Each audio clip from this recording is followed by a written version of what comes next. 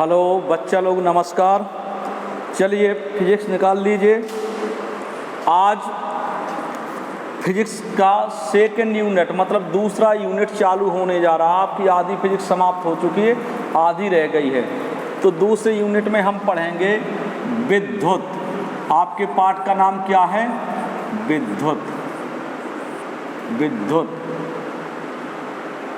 समझिए। विद्युत विद्युत समझने के पहले आपको आवेश समझना होगा। आवेश, आवेश क्या है? आवेश समझेंगे। आवेश, आप कांच की छड़ को किसी रेशम पर रगड़ें, ऐसे ऐसे ऐसे ऐसे रगड़ें, और तो फिर आप उसको कागज के छोटे छोटे टुकड़ों के पास ले जाएं, तो कांच की छड़ रेशम के छोटे छोटे टुकड़ों को क्या करती है? अपनी ओर आकर्षित करने लगती है। आपने देखा भी होगा, कभी कभार आप अपनी छेंची को कहाँ रगड़ते हैं? अपने बालों में। पटरी नहीं रहती आपकी, प्लास्टिक की छेंची बोलते हैं आप उसे, या पटरी बोलते हैं, प्लास्टिक की होती है। आप उसे अपने अपने ऐसे बालों में रगड़ते हैं और फिर उससे कागज के छोटे छोटे टुकड़े उठा लेते हैं या तिनके उठाते हैं ऐसे ऐसे, तो वो तिनकों को आकर्षित करती है कि नहीं करती है? अरे एक चीज तो और छोड़ दीजिए, आप कंघा से, कंघा को जिससे आप बाल खींचते हैं, अपने बालों में ऐसे ऐसे रगड़ते रहें, तो और फिर आप अपने शरीर में ले जाएं, तो आपके रुआमों को वो अपनी ओर आकर्षित करेगा, मतलब अपनी ओर खींचेगा। कंघा भी अगर आप उसको बालों में रगड़ें, कंघा को सूखे बालों में ऐसे ऐसे, तो वो कंघा भी आपके रुआमों को अपनी ओर आकर्षित करने लगता। इसी प्रकार यदि कांच की छड़ को आप काहे पर रगड़ें? रेशम पर रगड़ें, ऐसे ऐसे रेशम पर, रेशम कपड़े पर, तो वो कांच की छड़ है जो कागज के टुकड़ों को या घास के तिनकों को अपनी ओर खींचने लगती है, अपनी ओर आकर्षित करने लगती है। इसी तरह से यदि एवोनाइट की छड़ को, काय की छड़ को? एवोनाइट की छड़ को बिल्ली की खाल से रगड़ें,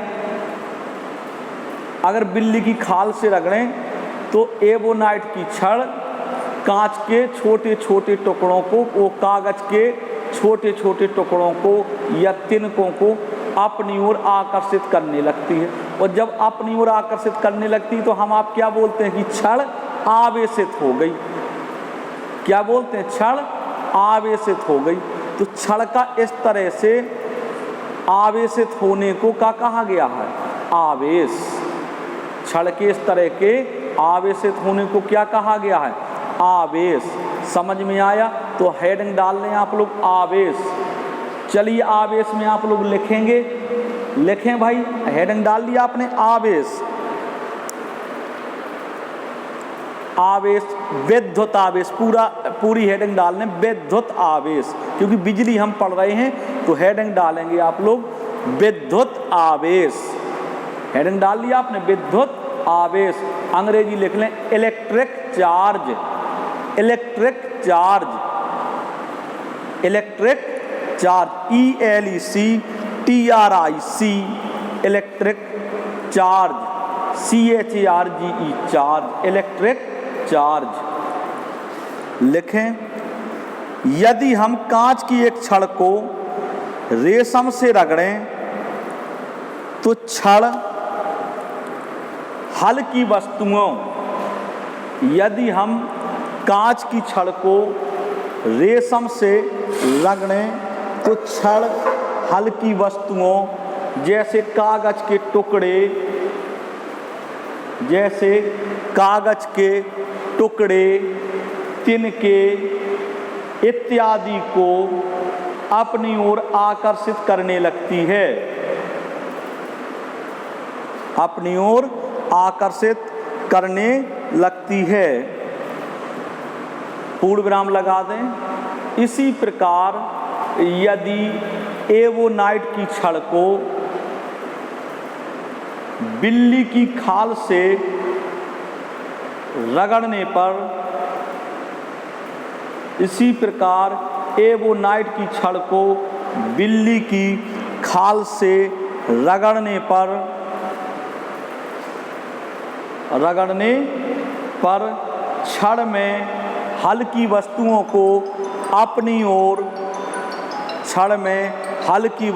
को अपनी ओर आकर्षित करने का गुण उत्पन्न हो जाता है। हल्की वस्तुओं को अपनी ओर आकर्षित करने का गुण उत्पन्न हो जाता है। इस गुण के उत्पन्न हो जाने पर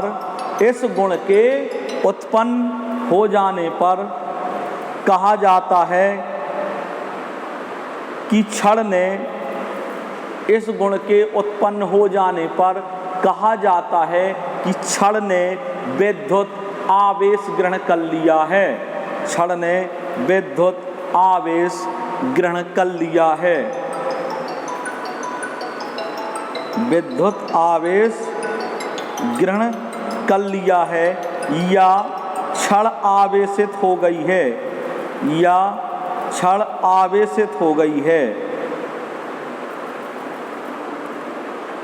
अतः लिखें, अतः वह गुण जिसके कारण क्षण आवेशित होती है, वह गुण जिसके कारण क्षण आवेशित होती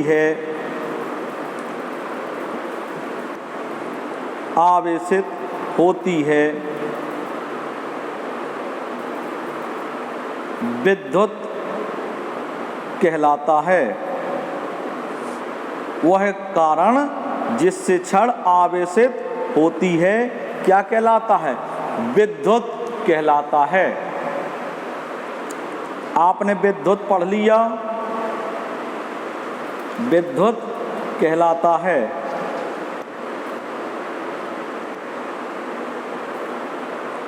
आवेश प्रवाह की दृष्टि से, हेडिंग डालें, अगली हेडिंग है आवेश प्रवाह की दृष्टि से पदार्थ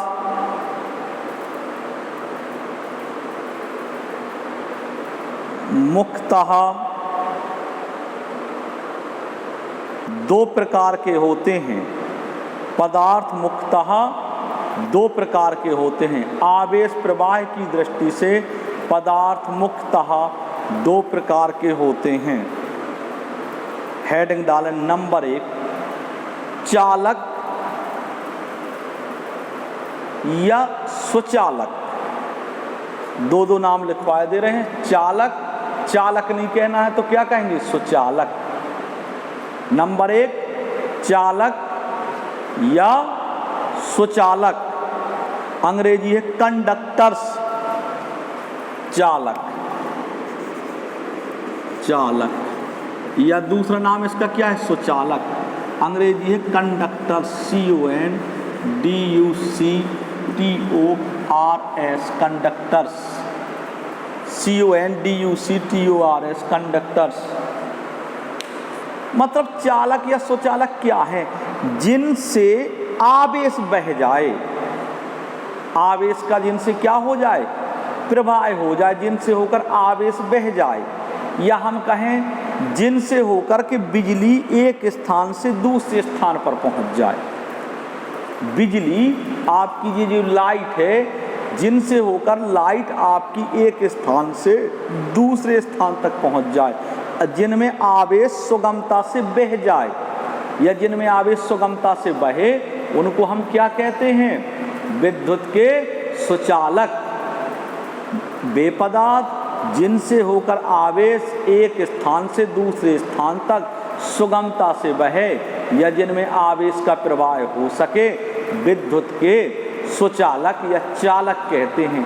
जैसे इसमें क्या आ जाएंगे? सभी धातु में जितनी भी धातु हैं, चाहे लोहा हो, चाहे सोना हो, चाहे चांदी हो, चाहे आपका एल्युमिनियम हो, चाहे आपका तांबा हो।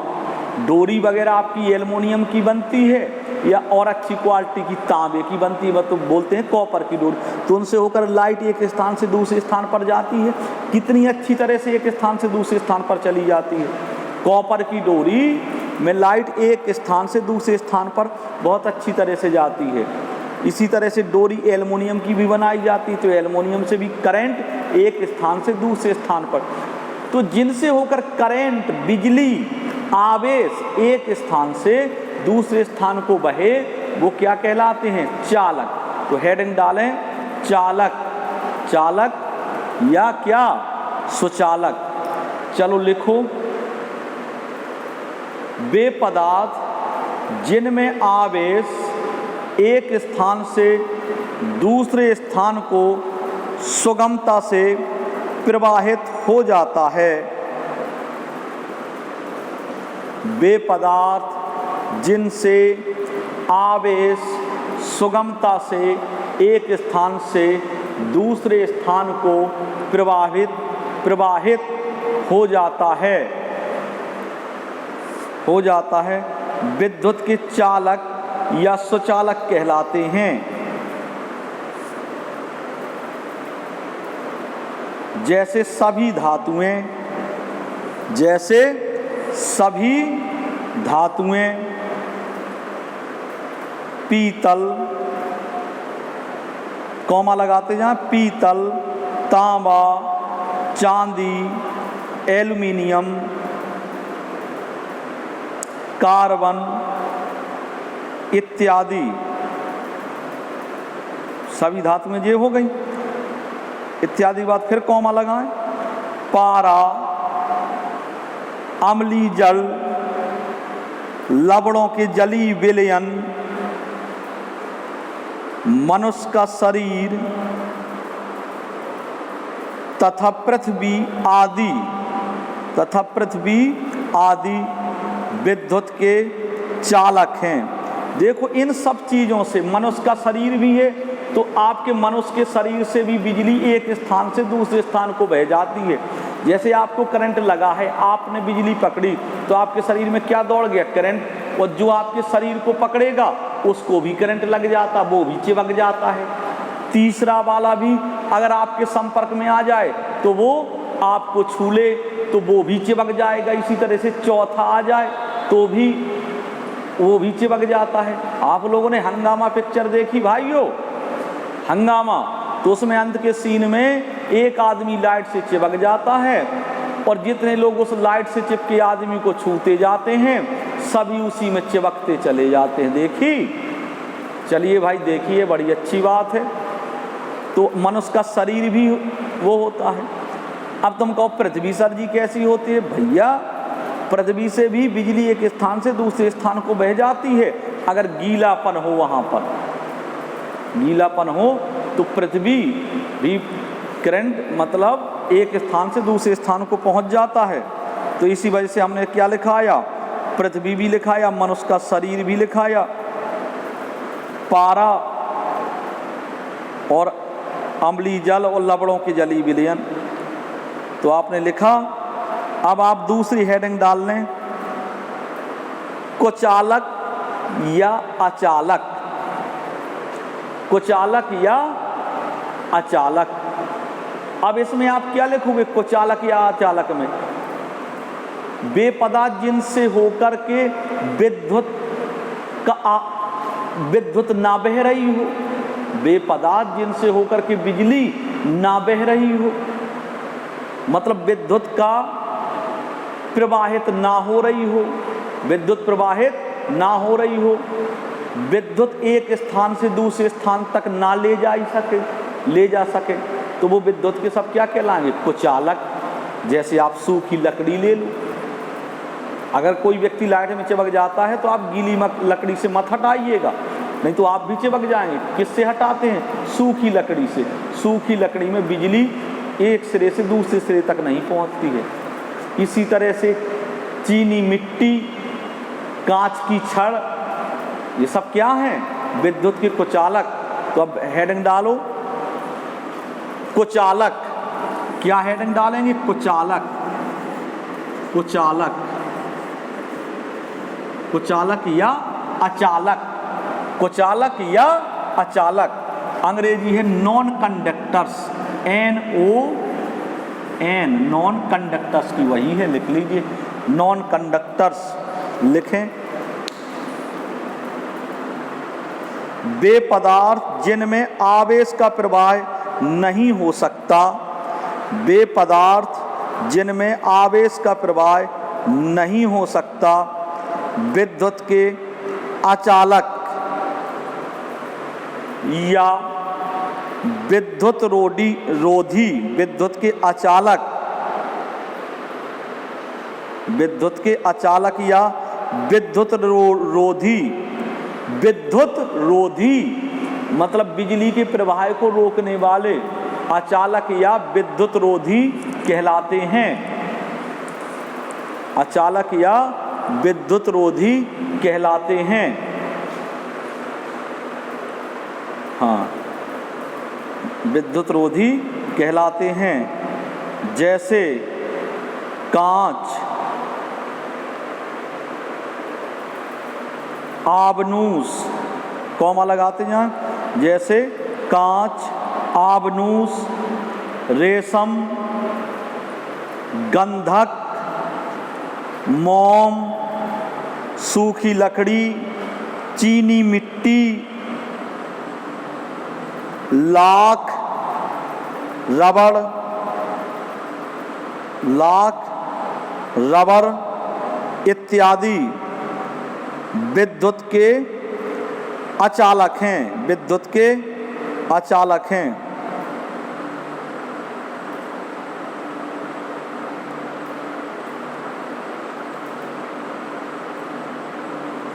इसके अलावा एक और बाल्को वैरायटी है। वैसे तो मुख्यतः दो भागों में बांटा गया है पदार्थों को, लेकिन एक और वैरायटी है इसके अलावा, तो आप चाहो तो तीसरा नंबर डाल सकते हो, नंबर 3, नंबर 1, नंबर 2, नंबर 3 में है अर्धचालक, अर्धचालक, सेमीकंडक्टर्स, अर्धचालक, अर्धचालक, अंग्रेजी है semiconductors, SEMI, semiconductors, CONDUCTORS, conductors. अर्धचालक क्या है ये अर्धचालक भाई, इसको समझना है। देखो, समानतः कुछ पदार्थ तो कुचालक होते हैं, लेकिन यदि उसमें कुछ अपद्रव्य मिला दिए जाएं, जैसे लवणों के जली विलयन मिला दिए जाएं, तो फिर वो चालक बन जाते हैं। समानतः तो वो कैसे होते हैं, कुचालक होते हैं। कैसे होते हैं, कुचालक या अचालक होते हैं। कुछ पदार्थ समानतः तो अचालक होते हैं, लेकिन यदि उसमें कुछ अपद्रव्य अलग से कुछ पदार्थ मिला दिए जाएं, तो वो फिर क्या बन जाते हैं, चालक बन जाते हैं। पहले उनसे बिजली नहीं दौड़ रही थी, लेकिन जब उसमें कुछ पदार्थ मिला दिए तो उसमें बिजली दौड़ने लगी। उनसे पहले उनसे होकर बिजली एक स्थान से दूसरे स्थान को नहीं पहुंच रही थी, मतलब उनसे बिजली प्रवाहित नहीं हो रही थी, लेकिन जैसे ही उसमें कुछ अपद्रव्य मिलाया तो बिजली आवेश उनमें एक स्थान से दूसरे स्थान तक प्रवाहित होने लगा। तो ऐसे पदार्थों को कहा गया है अर्धचालक। तो चलो हेडिंग डालो, अर्धचालक, सेमीकंडक्टर्स लिखो। कुछ पदार्थ ऐसे भी होते हैं जो सामान्य अवस्था में, कुछ पदार्थ ऐसे भी होते हैं जो सामान्य अवस्था में अचालक होते हैं, परंतु उनमें कुछ अपद्रव्य मिला देने पर,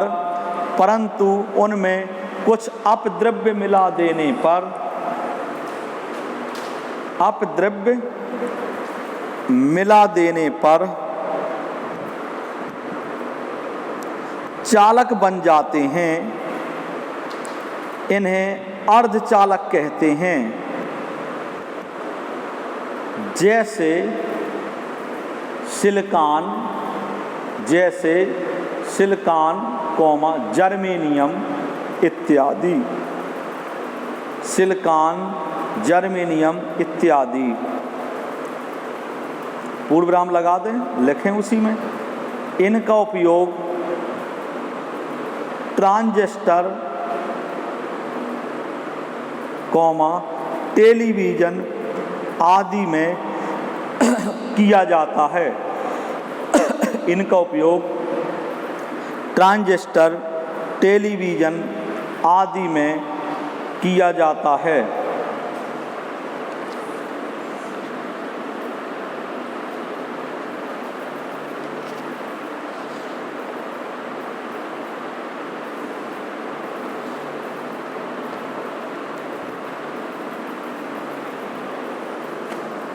अब आप लोग हेडिंग डालेंगे विद्युत धारा।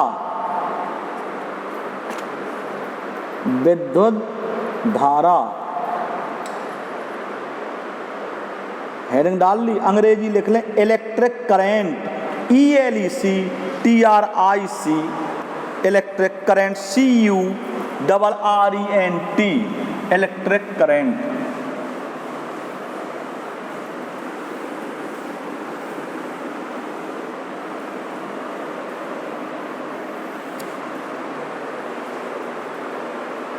इलेक्ट्रिक करंट विद्युत धारा, हेडिंग डाल लें विद्युत धारा, electric current ELECTRIC, electric current CURRENT, current. Electric current क्या है? विद्युत धारा समझें।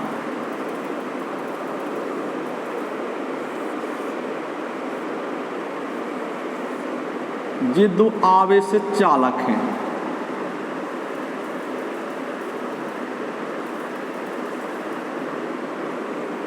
और इनको एक सुचालक तार द्वारा जोड़ दिया और इसका है मान लीजिए उच्च विभव, उच्च विभव।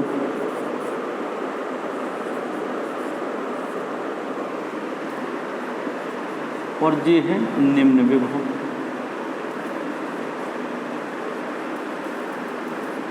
निम्न विभव। तो बिजली विद्युत धारा जो बहती है उच्च विभव से निम्न विभव की ओर बहती है। कहाँ से? उच्च विभव से निम्न विभव की।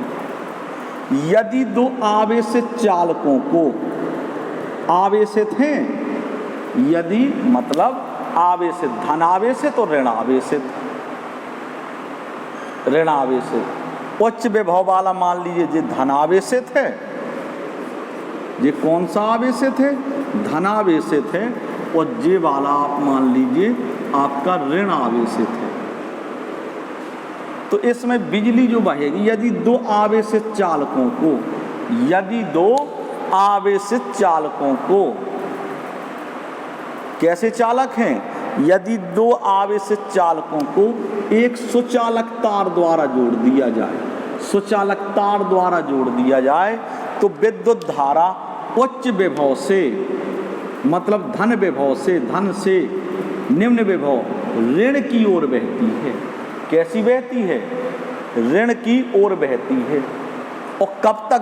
तब तक बहती रहती है जब तक कि दोनों के आवेश बराबर ना हो जाए, जब तक कि दोनों के आवेश बराबर ना हो जाए। यदि दो आवेशित चालकों को एक सुचालक तार द्वारा जोड़ दिया जाए तो इसमें विद्युत धारा उच्च विभव से निम्न विभव की ओर बहती है, उच्च विभव से निम्न विभव की ओर बहती है। तो विद्युत धारा के इस प्रकार बहने को ही, उच्च विभव से निम्न विभव की ओर बहने को ही तो क्या कहा गया है? विद्युत धारा। और कब तक बहती रहती है? जब तक कि दोनों के आवेश बराबर ना हो जाए। यदि दो आवेशित चालकों को एक सुचालक तार द्वारा जोड़ दिया जाए तो इसमें विद्युत धारा उच्च विभव से निम्न विभव की ओर बहती है। उच्च विभव धन वाला हो गया और निम्न विभव ऋण वाला हो गया। तो कहाँ से बहती है? उच्च विभव से निम्न विभव की ओर बहती है। और देखो ये ऋण आवेशित चालक है। कौन सा आवेशित है? ऋण आवेशित। और ये आप देख रहे हैं जी मैंने कौन सा बनाया? धनावेशित। और ये कौन सा है? ऋण आवेशित। तो ऋण आवेशित मतलब ऋण आवेशित किस पर होता है? इलेक्ट्रॉन पर। ऋणावेश किस पर होता है? इलेक्ट्रॉन पर। तो इलेक्ट्रॉन पर ऋणावेश, तो इधर से इधर, और जो है, और इलेक्ट्रॉन कहाँ बहेंगे, कहाँ से बहेंगे? इस तरफ से। और इलेक्ट्रॉन कैसे बहते हैं? निम्न विभव से उच्च विभव की ओर बहते हैं इलेक्ट्रॉन। इस पर क्यों, हमने क्यों कहा इलेक्ट्रॉन? भाई इस पर ऋणावेश है, ऋणावेश है, तो किस पर ऋणावेश होता है? इलेक्ट्रॉन पर। इलेक्ट्रॉन पर ऋणावेश होता है, तो इलेक्ट्रॉन कहाँ से बहते हैं? ऋण आवेश से धन आवेश की ओर इलेक्ट्रॉन बहते हैं। तो इलेक्ट्रॉनों की गति कैसी होगी? विद्युत धारा के विपरीत होगी कि नहीं? विद्युत धारा तो बहती है उच्च विभव से निम्न विभव की ओर, और इलेक्ट्रॉन कहाँ से बहते हैं? निम्न विभव से उच्च विभव की ओर। मतलब विद्युत धारा जो बह रही है उसकी दिशा, विद्युत धारा की दिशा इलेक्ट्रॉनों की दिशा की कैसे हो गई? विपरीत हो गई। इलेक्ट्रॉन कैसे बहेंगे? निम्न विभव से उच्च विभव की ओर, ऐसी। और विद्युत धारा कैसी बह रही? ऐसी, उच्च विभव से निम्न विभव की ओर।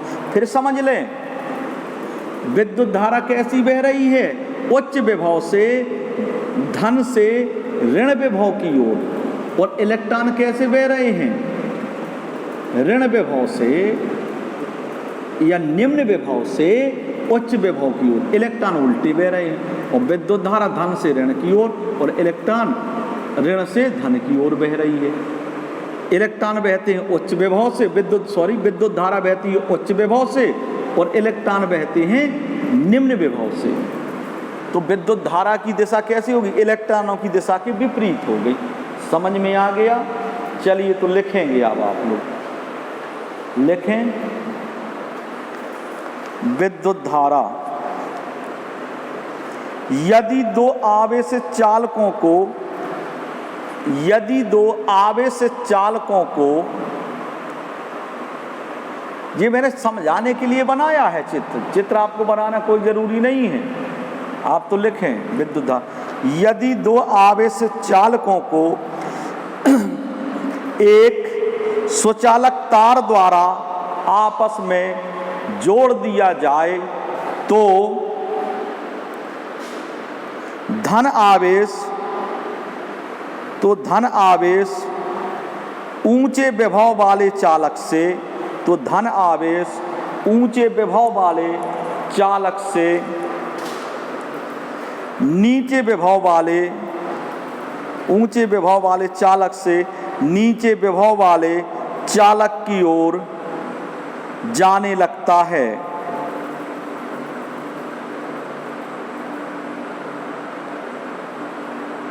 तथा ऋण आवेश अर्थात इलेक्ट्रॉन, तथा ऋण आवेश अर्थात इलेक्ट्रॉन नीचे विभव वाले चालक से,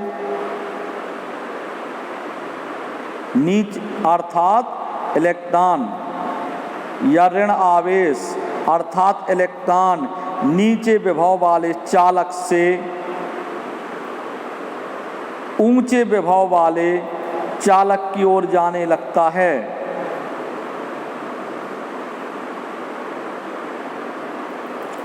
यह क्रिया तब तक होती रहती है जब तक कि दोनों चालकों के विभव, यह क्रिया तब तक होती रहती है जब तक कि दोनों चालकों के विभव एक दूसरे के बराबर ना हो जाएं, ना हो जाएं।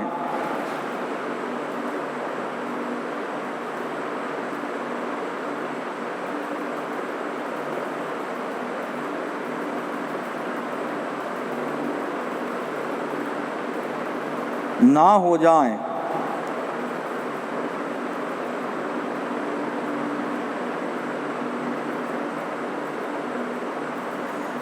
यदि ना हो जाए, पूर्ण विराम लगा दें।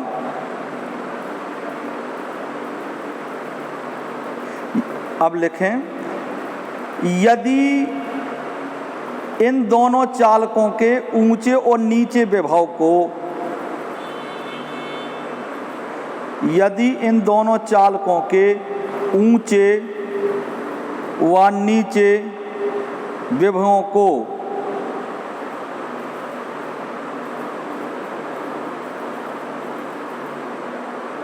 अर्थात दोनों के मध्य विभवांतर को स्थिर रख सकें,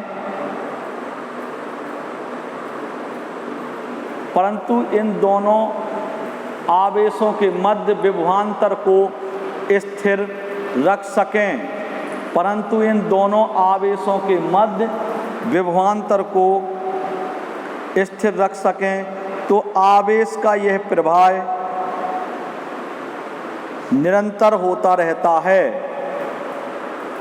परंतु इन दोनों आवेशों के मध्य विभवांतर को स्थापित रख सकें, तो आवेश का यह प्रवाह निरंतर होता रहता है। आवेश के इस प्रकार प्रवाह को विद्युत धारा कहते हैं। आवेश के इस तरह प्रवाह को विद्युत धारा कहते हैं।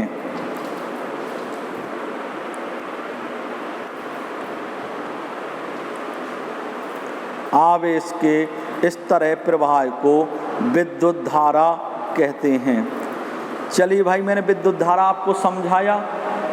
चलो, ये मैंने विद्युत धारा की जो डेफिनेशन बताई है, ये आपको समझाने के लिए बताई कि आपको समझ में आ जाए और याद भी हो जाए। अब मैं संक्षिप्त सी डेफिनेशन निकाल रहा हूँ, बता रहा हूँ। विद्युत धारा, देखो विद्युत धारा बराबर सूत्र होता है, देखो विद्युत धारा बराबर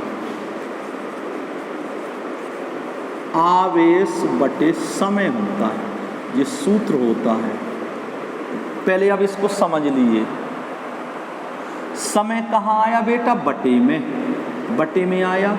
कोई चीज़ अगर बटे में आई है तो हम क्या बोलते हैं? 9 में बताया था एकांक। एकांक समय में प्रवाहित आवेश को, ऊपर क्या है? आवेश। अब इसकी परिभाषा देखो। एकांक समय में, वो परिभाषा जो मैंने आपको विद्युत धारा बताई वो डिटेल से बता दी कि ऐसे होता है, और इसकी दिशा इलेक्ट्रॉनों की गति की विपरीत होती है। इलेक्ट्रॉनों की गति की, इलेक्ट्रॉन देखो विद्युत धारा ऐसे बह रही है तो इलेक्ट्रॉन उल्टे बहते हैं। विद्युत धारा उच्च विभव से निम्न विभव की ओर बहती है, लेकिन इलेक्ट्रॉन निम्न विभव से उच्च विभव की ओर बहते हैं। ये मैंने उसमें डिटेल से मैंने बताया। अब वो तो आपने परिभाषा सीखी। चलिए अब इस तरह से शॉर्ट में परिभाषा सीखेंगे। विद्युत धारा बराबर आवेश बटे समय। बटे में क्या आया आपका? समय आया ना भाई, बटे में समय। तो एकांक समय में प्रवाहित आवेश को, बटे में समय है तो एकांक समय हो गया। एकांक समय में अब ऊपर क्या है? आवेश। प्रवाहित आवेश को विद्युत धारा कहते हैं। एकांक समय में प्रवाहित आवेश को विद्युत धारा कहते हैं। या ऐसा भी कह सकते हैं, बटे में समय है, समय का मतलब दर है, दर से आवेश प्रवाह की दर को विद्युत धारा कहते हैं। आवेश प्रवाह की दर को विद्युत धारा कहते हैं। तो लिखोगे अब परिभाषा, दोनों परिभाषा, सभी परिभाषा लिखवा दे रहा हूँ। विद्युत धारा, अतः, विद्युत धारा चल रहा था, अतः करके लिखो। अब अतः, अतः एकांक समय में, एकांक समय में प्रवाहित आवेश को, एकांक समय में प्रवाहित आवेश को विद्युत धारा कहते हैं। एकांक समय में, इसके पहले एकांक समय के पहले एक चीज जोड़ दें, बहुत अच्छा रहेगा। ना भी जोड़ दें तो भी ठीक है, और जोड़ देंगे तो बहुत अच्छा रहेगा। किसी परपथ में, क्योंकि जो धारा बहेगी बेटा वो किसी परपथ में बहेगी। जब तक लाइन नहीं डली होगी तो धारा कहाँ बहेगी? कहीं नहीं। तो परपथ, लाइन बिछी हो, उसको हम कहते हैं परपथ। मीन्स होता मार्ग। अब विद्युत पढ़ रहे हैं तो किसका मार्ग? लाइट का मार्ग, बिजली का मार्ग। तो किसी परपथ में, उसके आगे क्या जोड़ दें? किसी परपथ में एकांक समय में प्रवाहित आवेश को विद्युत धारा कहते हैं। पूर्ण विराम, इनवर्टेड कॉमा में पूरी परिभाषा बंद कर दें। कर दी? शाबाश। अब बीचों बीच या शब्द लिखें या अथवा शब्द लिखें। बीचों बीच कौन सा शब्द लिखेंगे? या अथवा लिखें। तो परिभाषा ऐसी भी बन सकती है, किसी परपथ में आवेश प्रवाह की दर को विद्युत धारा कहते हैं। किसी परपथ में आवेश प्रवाह की दर को विद्युत धारा कहते हैं। किसी परपथ में आवेश प्रवाह की दर को विद्युत धारा कहते हैं। पूर्ण विराम, इनवर्टेड कॉमा बंद कर दें, कर दिए इनवर्टेड कॉमा बंद, परिभाषा। हाँ, अब बीचों बीच ये सूत्र लिखें, विद्युत धारा बराबर आवेश बटे समय। विद्युत धारा बराबर आवेश बटे समय। विद्युत धारा बराबर आवेश बटे समय। अब बेटा इस सूत्र को प्रतीकों में लिख लें। तो विद्युत धारा को लिखते हैं बेटा अपन काय से? आई से। आई आएगा, आई बराबर आवेश को लिखते हैं क्यू से और समय को लिखते हैं टी से। तो आई बराबर क्यू बटे टी हो गया। अब हमें सीधे सीधे ऐसा नहीं लिखना है, ऐसा हमें नहीं लिखना है। हमें सीधे सीधे ऐसा नहीं लिखना है। हम इसे शब्दों में प्रयोग करके लिखते हैं। शब्दों में प्रयोग करके लिखते हैं। कैसे? विद्युत धारा बराबर आवेश बटे समय, आई बराबर क्यू बटे टी। तो अब लिखो, अब शब्दों में प्रयोग करके लिखना है। सूत्र लिख लिया, विद्युत धारा बराबर आवेश बटे समय। अब ये सूत्र हमें प्रतीकों में लिखना है, जे वाला लिखना है। तो इनको शब्दों में प्रयोग, तीनों चीजों को, आई को, क्यू को और टी को शब्दों में प्रयोग करके लिखो। लिखो तो, यदि किसी परपथ में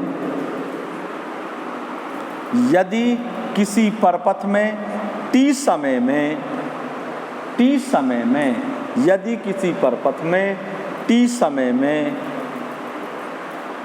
क्यू कूलाम, यदि किसी परपथ में टी समय में क्यू कूलाम आवेश प्रवाहित हो, टी समय में क्यू कूलाम आवेश प्रवाहित हो, तो विद्युत धारा बीचों बीच लिखें सूत्र, विद्युत धारा डैश लगा दें, विद्युत धारा डैश और बीचों बीच लिख लें विद्युत धारा आई बराबर क्यू बटे टी। विद्युत धारा आई बराबर क्यू बटे टी। चौखूटे ब्रैकेट में बंद कर दें। विद्युत धारा आई बराबर क्यू बटे टी।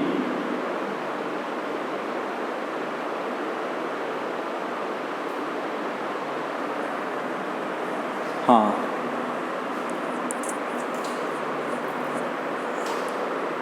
नीचे लिखें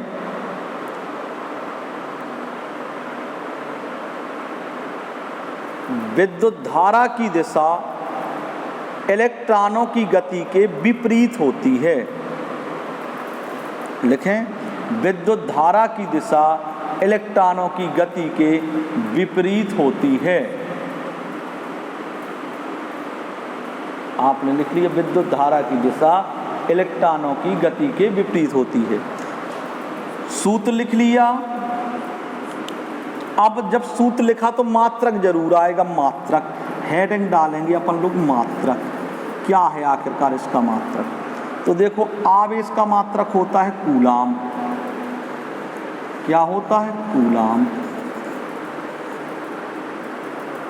और बटे में समय है तो प्रति सेकंड, मात्रक बना कूलाम प्रति सेकंड। इसको कहते हैं एम्पियर। क्या कहते हैं इसको? एम्पियर। कूलाम प्रति सेकंड या एम्पियर। तो मात्रक लिखेंगे, मात्रक हेडिंग डालें, मात्रक लिखो। इसका मात्रक कूलाम प्रति सेकंड है, इसका मात्रक कूलाम प्रति सेकंड है, इसे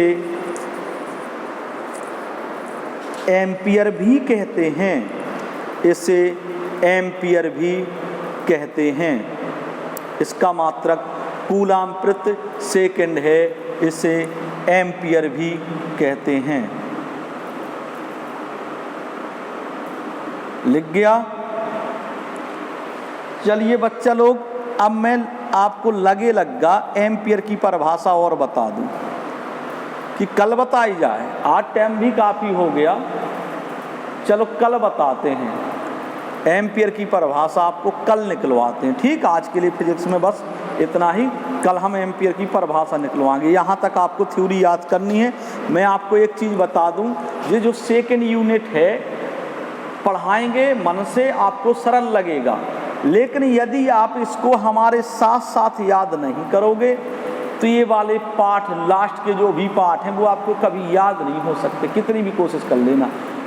तो हम जो पढ़ाएं हमारे साथ साथ याद करो, तुरंत याद करो, और हर 1-2 दिन में इनकी रिवीजन करते रहो। इनका रिवीजन नहीं तो ये वाली परिभाषाएं बहुत भूलती हैं। अभी देख रहे हैं एक दूसरे से मिलती जुलती सारी परिभाषाएं पढ़ोगे आप लोग तो बहुत भूलेंगे भी।